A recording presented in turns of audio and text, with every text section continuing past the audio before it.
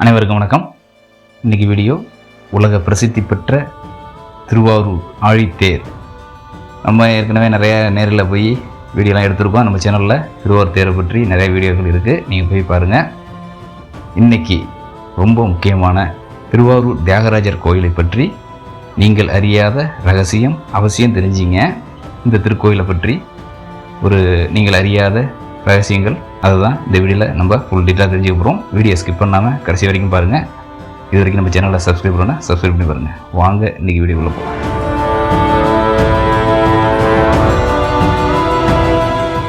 திருவாரூர் தியாகராஜர் கோயில் பற்றி நீங்கள் அறியாத ரகசியத்தில் நம்ம முதல்ல பார்க்க போகிறது திருவாரூர் ஒரு தங்க கோவில். திருப்பதி கருவறை விமானம்லாம் பார்த்திங்கன்னா தங்கத்தாலானது, மிகவும் பிரசித்தி பெற்றது அப்படின்னு சொல்லி நம்மளாம் பேசுவோம். அதே போல் திருவாரூர் தியாகராஜர் கோயில் கருவறை விமானமும் தங்கத்தாலானது ஒரு காலகட்டத்தில். திருவாரூர் கோயில் தங்க கோயிலா? ஏன்னா நம்பவே முடியலையே, ஆச்சரியமாக இருக்கே அப்படின்னு உங்களுக்கு தோணும். சோழ பேரரசின் புகழ்பெற்ற மாமன்னர் ராஜராஜ சோழரின் மகனான முதலாம் ராஜேந்திர சோழர் அவர்தான் திருவாரூரில் தங்க கோயில் கட்டினார். அதாவது தியாகராஜர் இருக்கும் சன்னதிக்கு அந்த கருவறை கோபுரத்தின் விமானத்தை தங்கத்தால் வேய்ந்தார். கருவறை சுற்றி உள்ள சுவரை சுற்றிலும் பொன் வேய்ந்தார். அவர் அந்த கோயிலை தங்கத்தால் கட்டியதற்கு ஒரு காரணமும் இருக்குது. அக்காலகட்டத்தில் திருவாரூர் தியாகராஜர் அந்த கோயிலில் நாட்டிய பெண்மணி ஒருவர் இருந்தார். அவர் பேர் பறவை நங்கை. இப்படி அந்த பறவை நங்கை, அந்த அழகிய அந்த நாட்டிய பெண் தான் இந்த கோயிலுடைய தியாகராஜர் கோயிலுக்கு நான் திருப்பணி செய்ய பிறந்தவள் அப்படின்னு சொல்லி அங்கேயே நாட்டியம் ஆடுறாங்க. அதனால் ராஜேந்திர சோழர் அவங்களுக்கு ஏதாவது செய்ய ஆசைப்படுகிறார். அப்பொழுது தான் எனக்கு எதுவும் செய்ய வேண்டாம், இந்த கோயிலை நல்லா சீரமைக்கணும் அப்படின்னு சொல்கிறாங்க. அதுக்கு தான் அவர் அந்த கருவறை சுற்றி அந்த விமானமும் கருவறை சுற்றி உள்ள சுவரையும் பொன் வேய்ந்தார்.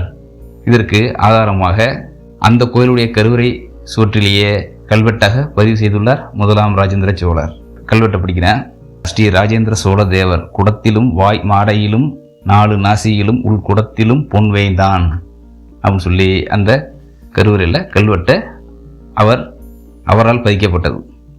காலப்போக்கில் அந்த தங்கத்தை பலராலும் அந்நிய படையெடுப்பாலும் சூறையாடப்பட்டது. அதை யார் கொள்ளையடிச்சா, அதை யார் சொல்கிறாங்கிறது கடவுளுக்கே வெளிச்சம். திருவாரூர் நீங்கள் அறியாத ரகசியத்தில் இரண்டாவதாக பார்க்க போகிறது திருவாரூருடைய பழைய தேர். அந்த தேர் 1926ஆம் ஆண்டு.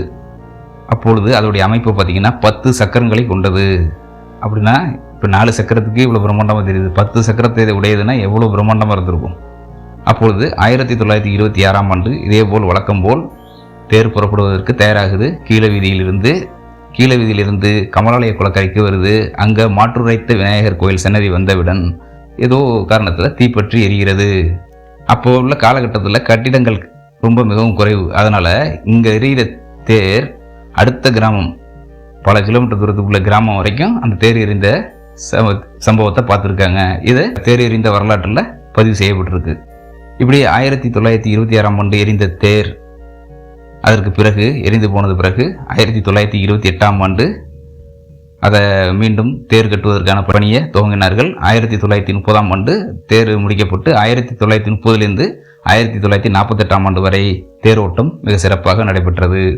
என்ன காரணம் தெரியல, 1948க்கு பிறகு தேர் ஓட்டம் தடைப்பட்டது. அதன் பிறகு 1970ஆம் ஆண்டு கலைஞர் கருணாநிதி அவர்களும் தியாகராஜ முதலியார் என்பவரும் அவருடைய முயற்சியாலும் தேர் சீரமைக்கப்பட்டு மீண்டும் ஓட வைத்தனர். அதுபோல் 1926ஆம் ஆண்டு அந்த தேர் எறிந்த போது அதில் தியாகராஜர் திருமணியை காப்பாற்றியது முத்து கொத்தனார் என்னும் முத்து ஆசாரி.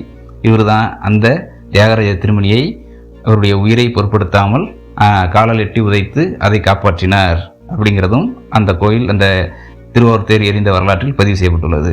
சரி, திருவாரூர் தியாகராஜர் கோயில் பற்றி நீங்கள் அறியாத ரகசியங்களில் 3ஆவதாக பார்க்க போகிறது ராஜராஜ சோழர் சதய விழா அப்படின்னு நம்மெல்லாம் இன்றைக்கி கொண்டாடி வருகிறாங்க வருஷம் தஞ்சை பிரிவுக்குள்ள. அந்த ராஜராஜ சோழர் ஐப்பசி சதய நட்சத்திரத்தில் பிறந்தார் அப்படின்னு சொல்லப்படுது. ஆனால் அந்த சதய நட்சத்திரத்தில் பிறந்தார் அப்படிங்கிறதுக்கு ஆதாரம் வேணும்னா திருவாரூர் தியாகராஜர் கோயிலில் தான் அந்த ஆதாரம் இருக்குது. திருவாரூர் தியாகராஜர் கோயில் கருவறை மேற்கு புற சுவற்றில் ராஜேந்திர சோழரால் பதியப்பட்ட கல்வெட்டு. தன் தந்தையான ராஜராஜ சோழருடைய பிறந்த நாளையும் தன்னுடைய பிறந்தநாளையும் பதிவு செய்யப்பட்டு தன் தந்தையோட பிறந்தநாள் அன்று இந்த கோவிலில் விழா எடுக்க வேண்டும் என்கிற அவருடைய உத்தரவு பிறப்பித்த கல்வெட்டு செய்தி அங்கு கருவறை மேற்கு புறச்சுவரில் உள்ளது. திருவாரூர் தியாகராஜர் கோயில் பற்றி நீங்கள் அறியாத ரகசியத்தில் 4ஆவதாக பார்க்க போகிறது ஒரு முக்கியமான செய்தி தான். சிதம்பர ரகசியம் போன்ற திருவாரூர் தியாகராஜ கோயிலும் ஒரு ரகசியம் அப்படின்னு சொல்லப்படுது. இதற்கு காரணம் அக்காலகட்டத்தில் உள்ள பிரம்மாண்டமான இந்த பழமை வாய்ந்த கோயில்கள்லாம் பார்த்தீங்கன்னா ரகசிய அறை ஒன்று என்று இருக்கும். அதே போல் திருவாரூர் தியாகராஜர் கோயிலையும் ரகசிய அறை உள்ளது. அது எங்கே அப்படின்னு திரு குடவாயில் பாலசுப்ரமணியா அவருடைய வரலாற்று குறிப்பில் சொல்லியிருக்காங்க.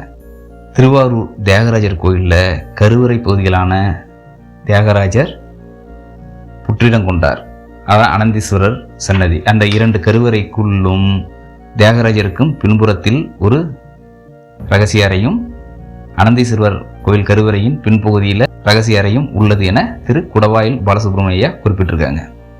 அக்காலத்தில் இந்த ரகசிய அறை எதற்காக ஏற்படுத்தப்பட்டது என்றால், இந்த அந்நிய படையெடுப்புகள் கொள்ளையர்களிலிருந்து அந்த கோயிலுடைய நகைகளையும் பொருட்களையும் விலை மதிப்பில்லாத பொருட்களையும் பதுக்கி வைப்பதற்காக வைக்கப்பட்டது தான் அந்த அறைகள்.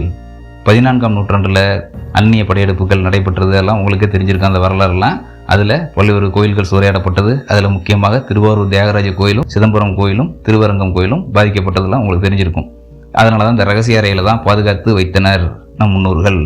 திருவாரூர் தியாகராஜர் கோயில் அந்த ரகசிய அறையை நிச்சயமாக விலை மதிப்பில்லாத பொன்பொருள்கள்லாம் அங்கே நிச்சயமாக இருக்கும் அப்படிங்கிறது திரு குடவாயில் பாலசுப்ரமணியருடைய கருத்து. அது மட்டும் இல்லாமல் திருவாரூர் தியாகராஜர் கோயில் அங்கு வாழும் மக்கள் அனைவருடைய கோரிக்கையும் அந்த ரகசிய அறையை திறந்து அதை உலகத்துக்கு காமிக்கணும் அப்படிங்கிறது வேண்டுகோள். ஆனால் இது வரைக்கும் அது நடந்ததாக தெரியல. இப்போ என்னென்னமோ ஒரு நவீன காலமாக இருக்குது, பூமிக்கு அடியில் உள்ளதை ஆராய்ச்சி செய்கிறதுக்கான கருவிகள்லாம் இருக்குது. அதை கொண்டு ஆராய்ந்து உலகத்துக்கு திருவாரூர் தியாகராஜரின் பொக்கிஷங்களை காமிச்சா அனைவருமே சந்தோஷப்படுவாங்க, நம்மளும் சந்தோஷப்படுவோம். அது நடக்குதான்னு நம்ம பொறுத்திருந்து பார்ப்போம். இன்றைக்கி திருவாரூர் தியாகராஜர் கோவில் பற்றி நீங்கள் அறியாத 4 ரகசியங்களை தெரிஞ்சிருப்பீங்க என்று நம்புகிறேன். வீடியோ அப்படிங்கிறத மறக்காம கமெண்ட்ல சொல்லுங்கள். இந்த வீடியோக்கு ஒரு லைக் கொடுத்துருங்க, ஃப்ரெண்ட் ரிலேட்டிவ் நிறைய ஷேர் பண்ணுங்கள். இது வரைக்கும் நம்ம சேனலில் சப்ஸ்கிரைப் பண்ணால் சப்ஸ்கிரைப் பண்ணி பாருங்கள். வேறு ஒரு நல்ல வீடியோ சந்திப்போம். நன்றி.